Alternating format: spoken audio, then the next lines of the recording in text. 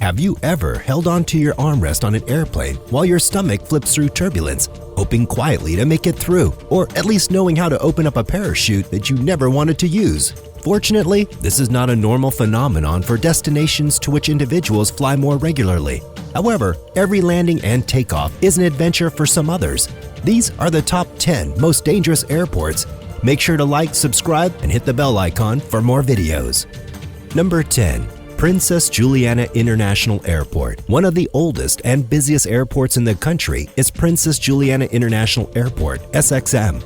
On March 4, 1944, as a civilian airport, Princess Juliana of Orange of the Netherlands officially opened an airbase, 650 meters of runway, and 550 meters of barley to allow aircraft to land, which is why it's so risky. The airport in St. Martin is Princess Juliana International Airport. SXM is the SXM Airport Designator Code.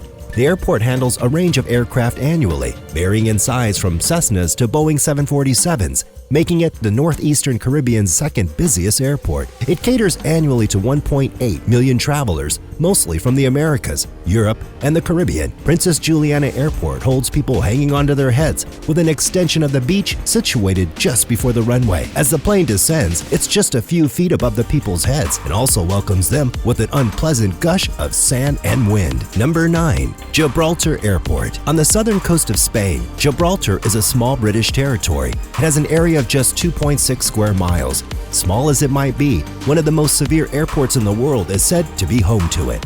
The International Airport of Gibraltar, which sits at the tip of the northern boundary of the territory with Spain, has a busy highway bisecting its runway. The main road leading into and out of Gibraltar is the 4-lane Winston Churchill Boulevard. The road has to close every time a plane takes off or lands, producing one of the world's craziest airport driving habits, as well as crazy traffic. The airport in Gibraltar is small. There were only about 11 daily flights in 2015, but the road can still be blocked up to 2 hours per day, causing delay across the city and up to the Spanish border. As air and road traffic has also picked up over the years, for safety and convenience, pressure has been generated to construct a highway that doesn't bisect an active runway. Number 8. Tenzing Hillary Airport. More than 300 people died trying to reach the summit of Mount Everest, and countless others were wounded. Yet before trekkers even enter base camp, the dangers start well. Flying to the small Himalayan settlement of Lukla, 9,338 feet above sea level, is the most popular way for hikers to reach the town. All alternatives include trekking for several days, and so several flights bring hikers every day between Kathmandu and Lukla. The two airports are unique as night and day, although the flight time is just 25 to 30 minutes. The airport is surrounded by steep, mountainous terrain on all sides. On nothing more than a mountain shelf, the short runway is perched.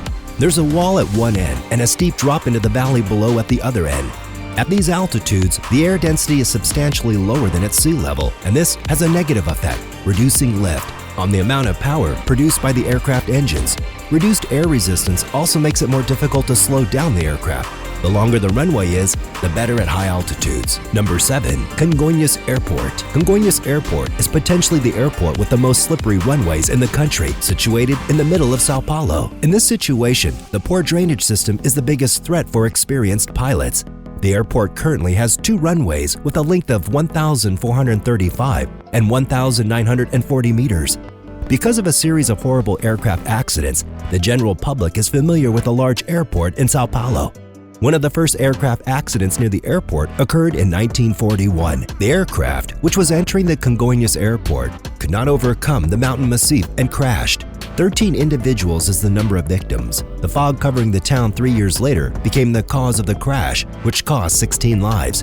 Many aircraft crashes have occurred at night in the last 70 years. Not all experienced pilots managed to land in the poor visibility on the slippery runway. The last major airport accident was in July of 2007. The Airbus TAM airline crew lost the force of the aircraft that had flown off the runway into the storage area. All 187 Airbus passengers and crew members died. The accident also cost the airport 12 workers who were in the warehouse building. Number 6. Barra Airport. At Tremor, a beach on the Scottish island of Barra, Barra Airport, sometimes named Barra Ialigari Airport, is situated. This is the world's only airport which uses a sandy beach as a runway. On this beach, there are 3 runways, each marked with wooden poles, very advanced technology. Although there are 3 runways, at any given time only one is used. Depending on the direction the wind is blowing, the working runway is selected. A curious fact about this airport is that all 3 runways are completely submerged during high tides and unusable. Although this airport is usually not used at night, during the evening, emergency flights often come in and out. The lights of vehicles are used to mark the runway to allow safe passage for these planes. Imagine, you're up in the sky, thousands of feet in the air, and you can't see land because the runway is underwater. Can you believe that? Not only is that unsafe, but it's also a huge blockade for planes coming and going. Number 5. Madeira International Airport. Madeira Airport is situated on the Portuguese island of Madeira, near the city of Funchal. Due to its short runway, the airport was initially considered to be risky at only 1,600 meters in length. The runway was expected to be lengthened shortly after the TAP Portugal Flight 425 crash in 1955, the worst airline crash in Portugal at the time. There was no land on which to build the runway because the airport was built on the side of a mountain. Pillars were used to endorse the extension in order to account for this.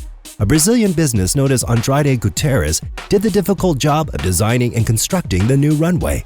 The work was done at Madeira Airport, received company honors, including the International Associations for Bridge and Structural Engineering's Outstanding Structures Award. However, this airport is notorious for being one of the most dangerous in the world, even after the completion of the runway extension. Number 4. Ice Runway. Because of the location of Antarctica at the bottom of the Earth, Chile, South Africa, Australia, and New Zealand are the nearest countries with airports for which you can travel directly. The decision to build blue ice runways on which large aircraft could land was made to recognize the need to be able to move more freight into the interior and to have the capacity to launch rescue and medical flights. During a U.S. Army Corps of Engineers initiative called Operation Deep Freeze, during the late 1950s, the concept of using blue ice runways is believed to have originated. By the 1970s, for runways able to handle wheeled aircraft operating from airports in New Zealand and Chile, large areas close to the pole began to be surveyed. The snow there is quite dry and has an incredible high albedo or light reflectance, which causes the snow to appear bright white because Antarctica is so cold. There is a possibility when a plane is landing that it might do a little slip and slide on the runway. Stay until the end of the video to find out more about these next 3 insane airports. At number 3, Svalbard Airport. In Norway, Svalbard Airport Longyear serves the Svalbard archipelago. It's very difficult to construct the airport because of the extremely northern position of Svalbard. Ice, such as the hangar, which is frozen into the ground by huge ice pillars, has been used for structural work. Isn't that crazy? Since the airport is constructed on permafrost, the airport would be made useless if the land thaws. Much engineering, however, has been done to prevent this from occurring. The runway, for instance, is insulated so that the runway remains cooler than the ground. The runway is fairly secure, but some incidents have occurred here, including the worst plane crash in the history of Norway.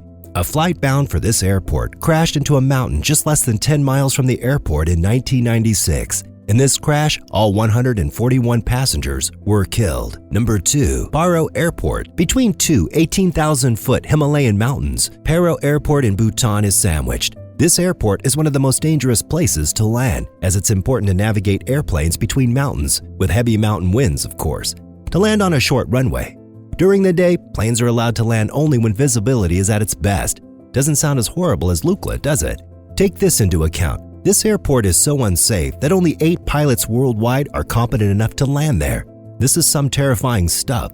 Pilots need to navigate between mountains, travel on a short 6,500-foot runway within feet of buildings, and land. Planes are only permitted to take off and land during the day, as it's been found much too risky for any night flights. To put this into perspective, more than a third of the world's flights take off at night, but in this location, there's no such thing like that. And at number 1, Courchevel Airport. Its prime place, touching distance from the slopes in the heart of the French Alps, gives a feeling that you might ski in and ski out. But as it's nestled in the mountainside and because of its short runway that ends straight on the side of the mountains, Courchevel is very limited for safety reasons. Although there are strong flight restrictions at Courchevel Airport, officially known as Courchevel Altiport in French, you can see a number of small aircraft and helicopters landing and departing. Due to its uphill gradient, steep approach, and the no-go-around method, heavy and large jets will not land there. This practice is clearly not feasible when the landing strip ends in front of the mountain. A few turboprop aircraft take off and land at the runway, but smaller fixed-wing planes and helicopters are best able to reach the airfield. The most frequent flights to and from Courchevel are helicopter flights. Well, that wraps up today's video. Some of these airports are definitely more dangerous and different than what we are usually used to. From the mountainside to the landing strips in the middle of the highway, these airports are the top 10 most dangerous in the world. If you enjoyed this video, make sure to like, subscribe, and hit the bell icon for more amazing top 10s. And I'll see you in the next video.